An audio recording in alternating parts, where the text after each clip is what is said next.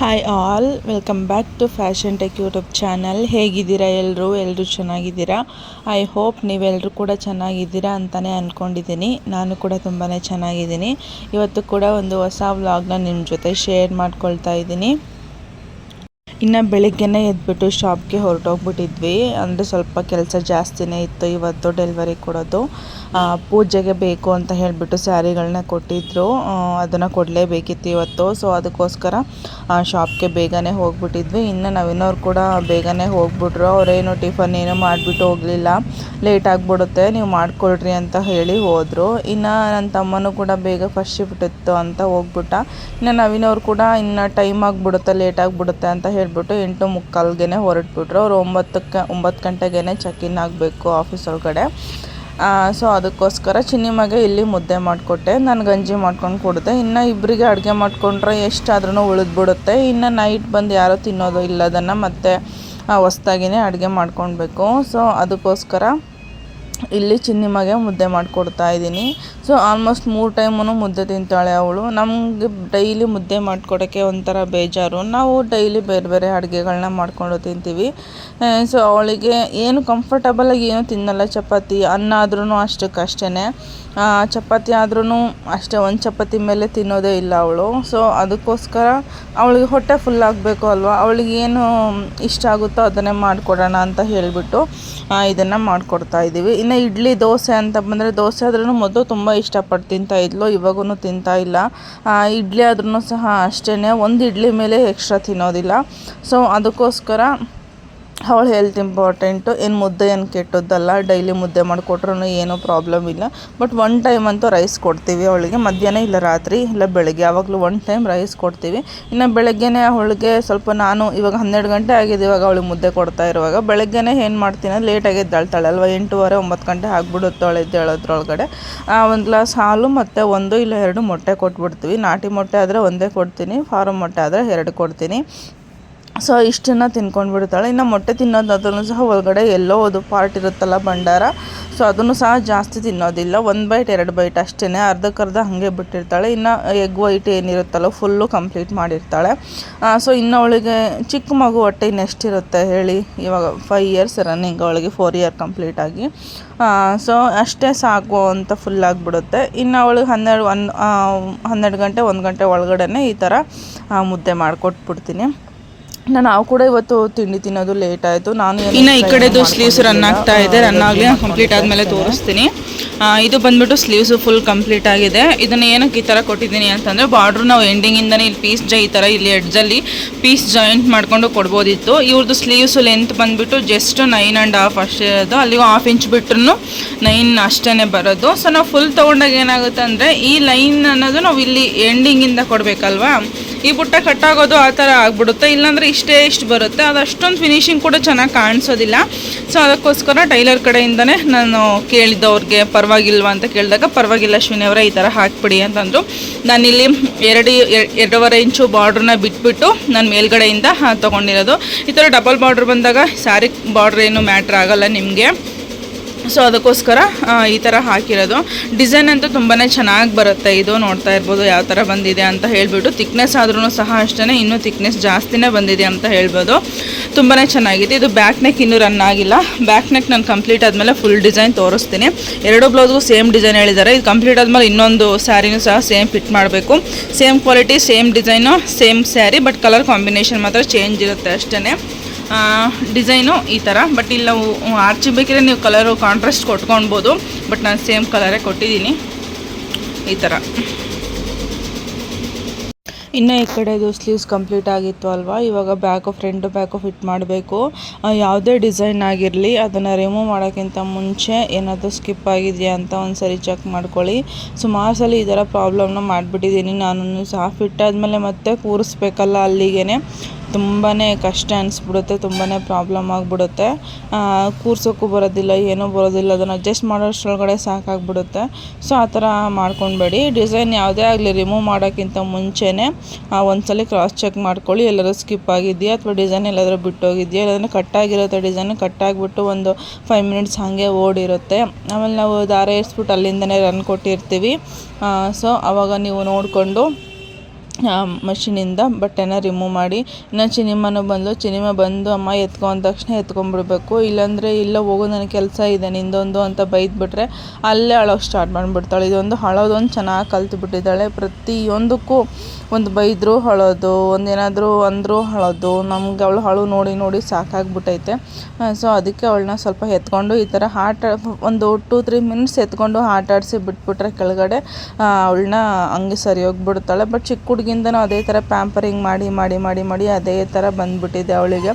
So ಇವಾಗ ನಾವು ಗದ್ರೋದು ಬೈಯೋದು ಮಾಡೋಕ್ಕೋದ್ರೆ ಅವಳು ಕೇಳಲ್ಲ. ಫೈನಲಿ ಹೊಸ ಕ್ಯಾನ್ವಾಸ್ನ ಓಪನ್ ಮಾಡ್ತಿದ್ದೀವಿ. ಎಷ್ಟು ತಿಂಗಳಾಯ್ತವೆ ನಾವು ಅದನ್ನ ಓಪನ್ ಮಾಡಿ ಕ್ಯಾನ್ವಾಸ್ನ? ಹಳೇದು 5 ಮಂತ್ 5 ಮಂತ್ 5-6 ಮಂತ್. ಅದು 150 ಮೀಟರ್ 100 ಮೀಟರ್. ಮಷೀನಿಗೆ ಬಂದಿದ್ದು 150 ಮೀಟರ್ ಅನ್ಸುತ್ತೆ. ಮಷೀನಿಗೆ ಬಂದಿರೋದು 150 ಮೀಟರ್ನ 5 ಮಂತಲ್ಲಿ ಕಂಪ್ಲೀಟ್ ಮಾಡಿದ್ವಿ.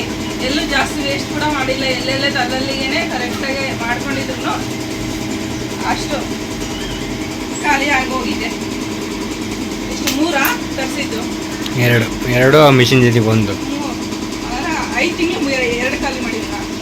2 ಮಿಷಿನ್ ಸೇರಿ 2 ಮಷೀನ್ ಸೇರಿ 150 ಮೀಟರ್ದು ಒಂದು 100 ಮೀಟರ್ದು ಒಂದು 2 ಖಾಲಿ ಆಗಿರೋದು. ಇದು ಸಪ್ರೇಟ ನಾವು 2 ತರಿಸಿದ್ದು ಅನ್ಸುತ್ತೆ. 100 ಮೀಟರ್ದು 2 ನಾವು ತರಿಸಿದ್ದೊಂದು ಮಷೀನಿಗೆ ಬಂದಿದ್ದು 150 ಮೀಟರ್ದು.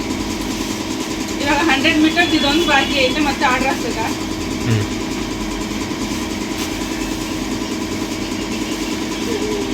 ಕರೆಂಟ್ ಇಲ್ಲ, ವಿಡಿಯೋ ಕಟ್ಲ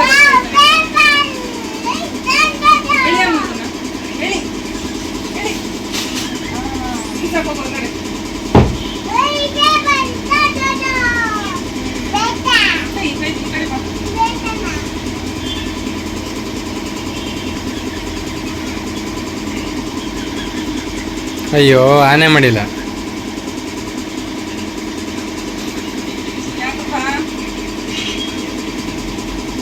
ಇನ್ನೇ ನಾವಿನ್ನವರು ರೇಗಿಸ್ಕೊಂಡು ವೀಡಿಯೋ ಮಾಡಿಕೊಡ್ತಾಯಿದ್ರು. ಕರೆಂಟ್ ಬರೀ ಇರಲಿಲ್ಲ ಗೈಸ್. ಇನ್ನು ಮಳೆ ಫುಲ್ಲು ಗುಡುಗು ಮಿಂಚು ಜಾಸ್ತಿನೇ ಇತ್ತು.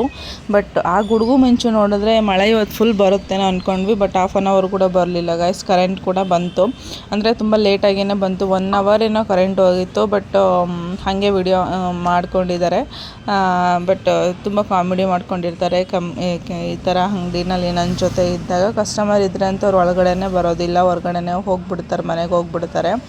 ಇನ್ನು ಡಿಸೈನ್ಗಳಿದಾವಲ್ಲ, ಇವೇನು ಡಿಸೈನ್ಗಳಿದ್ದಾವೆ ಇದು ಆಲ್ರೆಡಿ ನಿನ್ನೆ ವಿಡಿಯೋದಲ್ಲಿ ತೋರಿಸಿದ್ದೆ. ಟೈಲರ್ದು ಇಸ್ಕೊಂಡು ಹೋಗಿದ್ರು ಆಲ್ರೆಡಿ. ಬಟ್ ಇವಾಗ ಸ್ಟಿಚ್ ಮಾಡಿ ತೊಗೊಂಬಂದು ಕೊಟ್ಟಿರೋದು ಸ್ಟೋನ್ ಹಾಕ್ಲಿಕ್ಕೆ ಅಂತ ಹೇಳ್ಬಿಟ್ಟು. ದಾರನೂ ಕಟ್ಟಾಗಿಲ್ಲ, ಸ್ಟೋನೂ ಹಾಕಿಲ್ಲ. ಕರೆಂಟ್ ಇಲ್ಲ. ನನಗೆ ಈ ಮೋದೀಸ್ ಇಷ್ಟ ಆಯ್ತು ನೋಡಿ.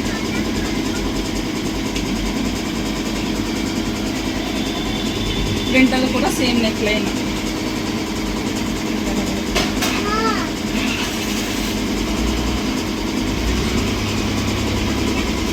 ಸೊ ಇದು ಬೆಳಗ್ಗೆ ಏನು ತೋರಿಸಿದೆ, ಸ್ಲೀವ್ಸ್ ಮಾತ್ರನೇ ರನ್ ಆಗಿತ್ತು. ಈ ಥರ ಲೈನ್ ಅವ್ರಿಗೆ ಬರೀ 9 ಇಂಚ್ ಸ್ಲೀವ್ಸು. ಸೊ ಅದಕ್ಕೆ ಸ್ವಲ್ಪ ಬಾರ್ಡ್ರನ್ನ ಲೆಸ್ ಮಾಡಿಬಿಟ್ಟು ಕೊಟ್ಟಿರೋದು.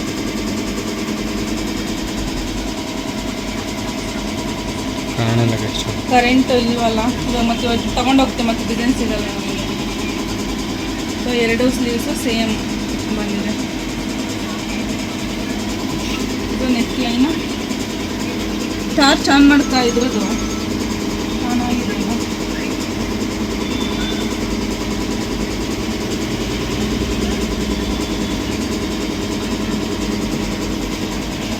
ಸೇಮ್ ಸ್ಕ್ಯಾಲಪ್ ಡಿಸೈನೇ ಸ್ಲೀವ್ಸಲ್ಲೂ ಬರುತ್ತೆ. ಬ್ಯಾಕು ಫ್ರಂಟಲ್ಲೂ ಕೂಡ ಸ್ಕ್ಯಾಲಪ್ ಡಿಸೈನೇ ಬರುತ್ತೆ. ಕೆಲವೊಂದು ಡಿಸೈನಲ್ಲಿ ಇದು ಸ್ಟ್ರೈಟ್ ಲೈನ್ ಬಂದಿರುತ್ತೆ, ಸ್ಲೀವ್ಸಲ್ಲಿ ಮಾತ್ರ ಸ್ಕ್ಯಾಲಪ್ ಕೊಟ್ಟಿರ್ತಾರೆ. ಇಲ್ಲಿ ಹಂಗಿಲ್ಲ, ಬ್ಯಾಕಲ್ಲೂ ಕೂಡ ಸ್ಕ್ಯಾಲಪ್ ಬಂದಿದೆ, ಸ್ಲೀವ್ಸಲ್ಲಿ ಕೂಡ ಸ್ಕ್ಯಾಲಪ್ ಬಂದಿದೆ. ಇದು 3 ಪ್ಯಾಟರ್ನಲ್ಲಿ ಕೊಟ್ಟಿದ್ದಾರೆ. ಇದು ಸಪ್ರೇಟು, ಇದು ಸಪ್ರೇಟ್ ಲೈನ್ ಇದೆ, ಇದು ಕೂಡ ಸಪ್ರೇಟ್. ಶಾರ್ಟ್ ಸ್ಲೀವ್ಸ್ ಬೇಕು ಅನ್ನೋರಿಗೆ ಈ ಥರನೂ ಹಾಕ್ಕೊಬೋದು. ಇದು ಸಪ್ರೇಟು ನಾವು ಬೇಕು ಅಂದರೆ ಮಾತ್ರ ಇದನ್ನು ಕೂರಿಸ್ಕೊಬೇಕು. ಇದು ಫುಲ್ಲು ಜಾಯಿಂಟಲ್ಲಿ ಬಂದಿಲ್ಲ. ಫುಲ್ ಬೇಕು ಅಂದರೆ ಮಾತ್ರನೇ ಕೂರಿಸ್ಕೊಂಡು ವರ್ಕ್ ಮಾಡ್ಕೊಬೇಕಷ್ಟೇ ನಾವು.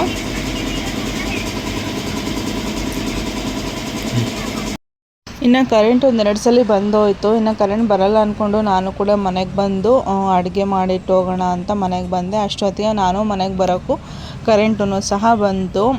ಸೊ ಇನ್ನೇನು ಮತ್ತೆ ವಾಪಸ್ ಹೋಗೋದು, ಒಂದೇ ಸಲ ಅಡುಗೆ ಮಾಡಿಟ್ಬಿಡೋಣ ಅಂತ ಹೇಳಿ ಅಡುಗೆ ಮಾಡೋಣ ಅಂತ ಹೇಳಿ ಎಲ್ಲ ಜೋಡಿಸ್ಕೊತಾ ಇದ್ದೀನಿ. ಇನ್ನು ಇವತ್ತು ಮೆಂತ್ಯ ಪಲಾವ್ನ ಮಾಡೋಣ ಅಂತ ಅಂದ್ಕೊಂಡೆ, ಯಾಕಂದರೆ ಮೆಂತ್ಯ ಸೊಪ್ಪು ತಂದು 2 ಡೇಸ್ ಆಗಿತ್ತು, ಇನ್ನೂ ಮಾಡಿರಲಿಲ್ಲ. ಸೊ ಇನ್ನೂ ಹಾಳಾಗಿಬಿಡುತ್ತೆ ಅಲ್ವಾ ಅಂತ ಹೇಳಿಬಿಟ್ಟು ಮೆಂತ್ಯ ಪಲಾವ್ನ ಮಾಡೋಣ ಅಂತ ಹೇಳಿ ಎಲ್ಲ ಜೋಡಿಸಿ ಇಟ್ಕೊಂಡಿದ್ದೀನಿ. ಸೊ ರೆಸಿಪಿ ಕೂಡ ಶೇರ್ ಮಾಡ್ತೀನಿ ನೋಡಿ. ಇಲ್ಲಿ ಬಂದುಬಿಟ್ಟು ಮಸಾಲೆಗೆ ಒಂದು 3 ಮೆಣಸಿನ್ಕಾಯಿನ ತೊಗೊಂಡಿದ್ದೀನಿ, ಹಸಿ ಮೆಣಸಿನ್ಕಾಯಿ. ನಮ್ಮ ಕೈಯಲ್ಲಿ ಒಂದು ಇಡೀ ಆಗೋಷ್ಟು ತೆಂಗಿನಕಾಯಿನ ತೊಗೊಂಡಿದ್ದೀನಿ. ಚಿಕ್ಕದು ಬೆಳ್ಳುಳ್ಳಿ 2 ತೊಗೊಂಡಿದ್ದೀನಿ, 1 ಇಂಚಷ್ಟು ಶುಂಠಿನ ಹಾಕ್ಕೊಂಡಿದ್ದೀನಿ, ಒಂದು ಸ್ವಲ್ಪ ಕೊತ್ತಂಬರಿನ ಸಹ ಹಾಕ್ಕೊಂಡಿದ್ದೀನಿ, ಒಂದು ಅರ್ಧದಷ್ಟು ಈರುಳ್ಳಿನ ಸೇರಿಸ್ಕೊಂಡು ಎಷ್ಟು ಬೇಕೋ ಅಷ್ಟನ್ನ ನೀರನ್ನ ಹಾಕ್ಕೊಂಡು ಗ್ರೈಂಡ್ ಮಾಡಿಕೊಂಡ್ರೆ ಆಯಿತು. ಇನ್ನು ಈ ಗ್ರೈಂಡ್ ಮಾಡ್ಕೊಳೋದು ಒಂದು ಸ್ಟೋರಿನೇ ಇದೆ ಹೇಳಬೇಕು ಅಂತಂದರೆ. ಪ್ರತಿ ಸಲ ಗ್ರೈಂಡ್ ಮಾಡ್ಕೊಳ್ಬೇಕಾದ್ರೂ ಸಿಡಿಸ್ಕೊತಾ ಇರ್ತೀನಿ. ಚಿನ್ನಮ್ಮ ನೋಡ್ಬಿಟ್ಟು ಅವರಪ್ಪಂಗೆ ಕಂಪ್ಲೇಂಟ್ ಮಾಡೋದು, ಈ ಥರ ಮಾಡ್ತಾ ಇರ್ತಾಳೆ. ಇನ್ನು ಇಲ್ಲಿ ಪಲಾವ್ಗೆ ಈರುಳ್ಳಿ ಮೆಣಸಿನ್ಕಾಯಿ ನಾನು ಹಾಕಿಲ್ಲ. ಟೊಮೆಟೊ, ಕ್ಯಾರೆಟು, ಬೀನ್ಸು, ಆಲೂಗಡ್ಡೆ ಇಷ್ಟನ್ನೇ ತೊಗೊಂಡಿರೋದು. ನೀವು ಹಸಿ ಬಟಾಣಿ ಇತ್ತು ಅಂತಂದ್ರೂ ಸಹ ಆ್ಯಡ್ ಮಾಡ್ಕೊಳ್ಬೋದು. ಇಲ್ಲಿ ಒಂದು ಕಟ್ಟಲ್ಲಿ ಅರ್ಧ ಕಟ್ಟಷ್ಟು ನಾನು ಮೆಂತ್ಯ ಸೊಪ್ಪನ್ನ ತೊಗೊಂಡಿದ್ದೀನಿ. ಸೊ ಇಲ್ಲಿ ಕುಕ್ಕರ್ಗೆ ಒಂದು ಸ್ಪೂನಷ್ಟು ತುಪ್ಪನ ಹಾಕ್ಕೊಂಡು ಒಂದು 3-4 ಸ್ಪೂನಷ್ಟು ಆಯಿಲ್ನ ಹಾಕ್ಕೊಂಡಿದ್ದೀನಿ. ಸ್ಪೂನ್ ನೋಡ್ತಾ ಇರ್ಬೋದು, ಟೀ ಸ್ಪೂನ್ಗಿಂತ ಸ್ವಲ್ಪ ದೊಡ್ಡದಾಗಿದೆ ಅಷ್ಟೇ. ಇದೇ ಸ್ಪೂನ್ನ ನಾನು ಆಯಿಲ್ ಹಾಕ್ಲಿಕ್ಕೆ ಯೂಸ್ ಮಾಡೋದು, ಯಾಕಂದರೆ ಜಾಸ್ತಿ ಹಾಕ್ದಂಗೂ ಅನಿಸುತ್ತೆ, ನಮಗೆ ಸ್ಯಾಟಿಸ್ಫ್ಯಾಕ್ಷನ್ ಆಗುತ್ತೆ. ತುಂಬ ದೊಡ್ಡ ಸ್ಪೂನ್ ತೊಗೊಂಡ್ಬಿಟ್ರೆ 1 ಸ್ಪೂನ 2 ಸ್ಪೂನ್ ಅನ್ನೋ ಥರ ಆಗುತ್ತೆ. ಇನ್ನು ಇಲ್ಲಿ ಮಸಾಲೆಗೆ ಗರಂ ಮಸಾಲ ಐಟಮ್ ಏನು ಬರುತ್ತೆ ಅಲ್ವಾ, ಕಪ್ಪು ಏಲಕ್ಕಿ, ನಾರ್ಮಲ್ದು ಏಲಕ್ಕಿ, ಚಕ್ಕೆ ಇರಲಿಲ್ಲ ಗೈಸ್.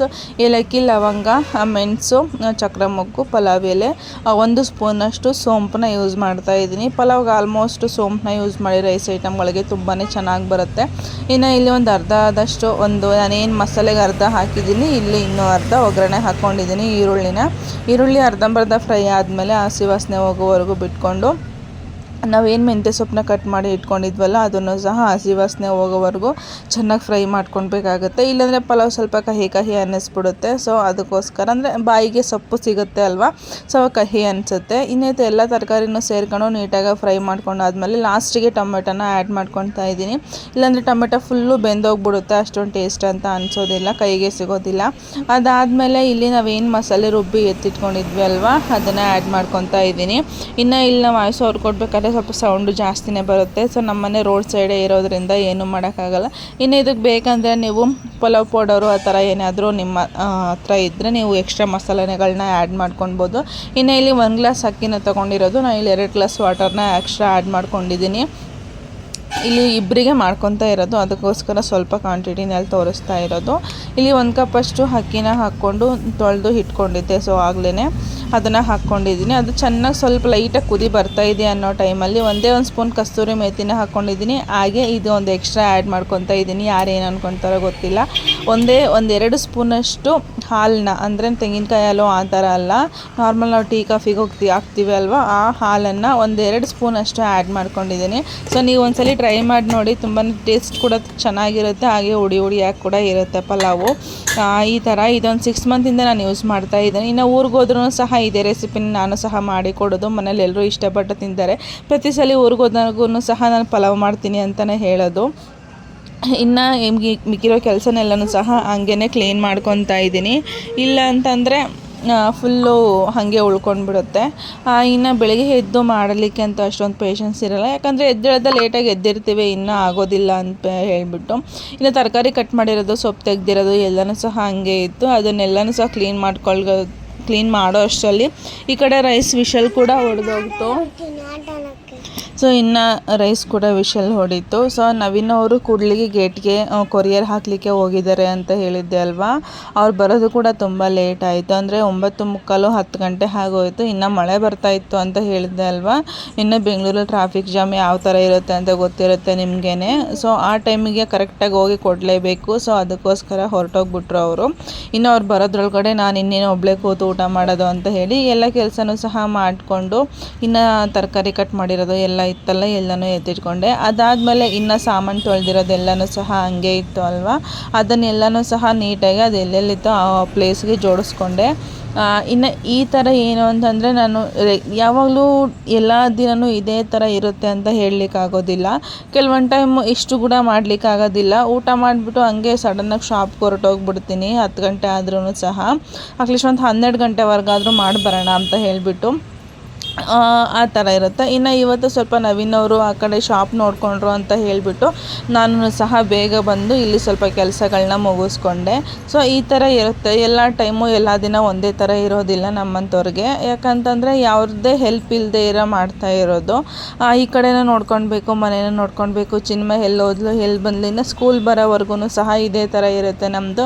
ಇನ್ನು ಸ್ಕೂಲ್ ಸ್ಟಾರ್ಟ್ ಆದಮೇಲೆ ನಾವು ಸ್ವಲ್ಪ ಫ್ರೀ ಆದ್ರೂ ಸಹ ಆಗ್ಬೋದು. ಇನ್ನು ನವೀನವ್ರು ಬಂದಮೇಲೆ ನಾವೂ ಸಹ ಊಟ ಮಾಡಿ ಮಲ್ಕೊಂಡ್ವಿ, ಮತ್ತು ಶಾಪ್ಗೇನೂ ಹೋಗಲಿಲ್ಲ. ಬರ್ತಾನೆ ಶಾಪ್ನ ಕ್ಲೋಸ್ ಮಾಡಿಕೊಂಡು ಬಂದುಬಿಟ್ರು ಅವರು. ಇನ್ನು ಇಷ್ಟ ಇವತ್ತಿನ ವಿಡಿಯೋ. ನೆಕ್ಸ್ಟ್ ವಿಡಿಯೋದಲ್ಲಿ ಹೊಸ ವಿಡಿಯೋ ಹೊಸ ಇನ್ಫಾರ್ಮೇಷನ್ ಜೊತೆ ಬರ್ತೀನಿ. ಅಲ್ಲಿವರೆಗೂ tata, bye bye, take care, lots of love. ಇನ್ನೂ ಯಾರೆಲ್ಲ ನನ್ನ ಚಾನಲ್ನ ಸಬ್ಸ್ಕ್ರೈಬ್ ಮಾಡ್ಕೊಳ್ದೆ ನೋಡ್ತಾ ಇದ್ದೀರಾ, ಪ್ಲೀಸ್ ಎಲ್ಲರೂ ಕೂಡ ಸಬ್ಸ್ಕ್ರೈಬ್ ಮಾಡಿಕೊಂಡು ಎಂಡ್ವರೆಗೂ ವಿಡಿಯೋ ನೋಡಿ. ಟೇಕ್ ಕೇರ್, ಬಾಯ್ ಬಾಯ್.